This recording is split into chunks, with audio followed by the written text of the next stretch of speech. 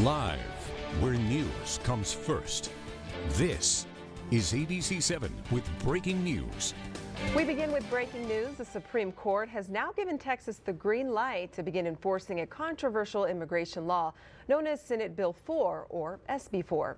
The state law allows law enforcement to arrest migrants suspected of entering the country illegally. Good afternoon and happy to be with you. Thank you for joining us on air, online at KBI.com, and on your smartphone for ABC-7 at 4. I'm Nicole Gomez. Well, ABC-7's Brianna Perez joins us live with a look at El Paso County's plan now that SB 4 has been allowed to go into effect. Brianna. This came down just about 4 hours ago. It's something El Paso as well as borderland officials have been preparing for. Now, this comes just one day after the Supreme Court temporarily blocked Texas from enforcing the law, stating the administrative stay will remain in place while the court considers emergency appeals from the Biden administration and others who are challenging the law. It is important to note the Supreme Court's decision is not the same as the president's setting case decision. Rather, it wiped away the temporary stay issued yesterday.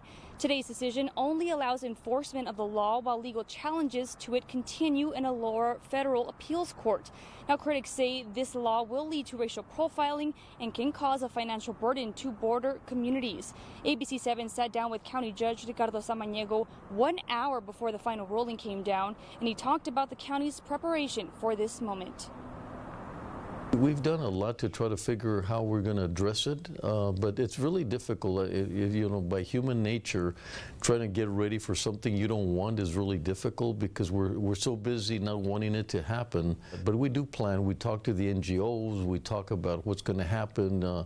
But it would be a very difficult. It would be a huge impact on our finances in the county. This is the county bearing a decision made at the federal and state level.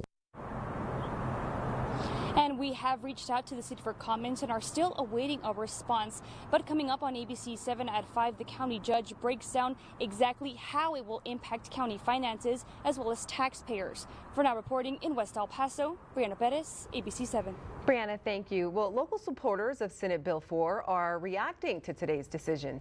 ABC-7's Heriberto Perez spoke to a local GOP leader who says the new decision will not only protect the citizens of the state, but the country. He joins us live from the border wall with the details. Eddie.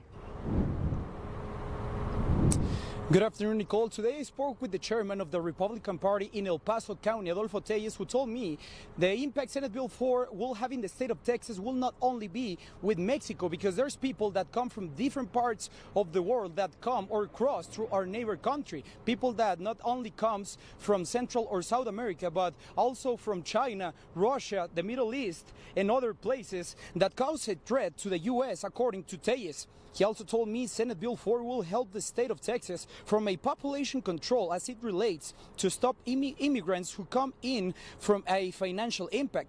Chairman Telles also told me what were his first thoughts when he learned today's decision by the Supreme Court. My position is it's a mixed position because I am a true believer that immigration and the control of immigration belongs to the federal government. But our federal government has failed to protect our country from illegal immigration. And Nicole, today I also spoke with the executive director of the Border Network for Human Rights, Fernando Garcia, to learn his thoughts on this decision. One of the things he told me is that they were not expecting this today. I will have more of his reactions coming up tonight on ABC-7 at 5. Reporting live from the U.S.-Mexico border, Heriberto Perez, ABC-7. Heriberto, thank you. Well, a Latino advocacy group worries more people will now be racially profiled.